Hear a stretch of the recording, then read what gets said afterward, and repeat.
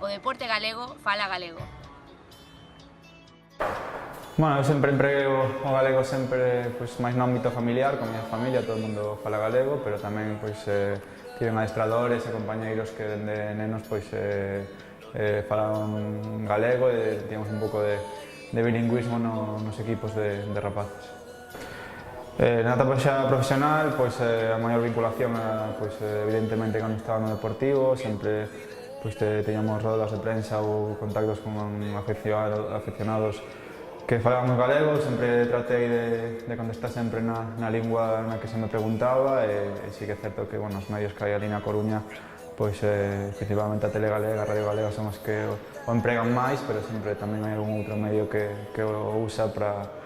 facer algún artigo ou algunha entrevista. Sempre axuda, tamén tiven un adestrador, Fernando Vázquez, que falaba moito en galego con nós, que sabía que o entendíamos ben e creo que é importante mantelo cercano, sobre todo coa xente da afección, que hai moita xente que fala galego e que se sinte moi identificada co Deportivo neste caso e manter eso creo que é importante para non perder unha lingua tan importante como a que temos todos os galegos. Penso que hai que defendela, é un patrimonio que temos, non se pode perder, creo que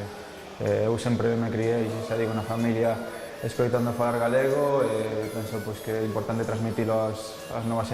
xeracións, que non se perda, que é un patrimonio que temos os galegos, algo propio, e hai que defendelo e tentar que se siga usando e coidando.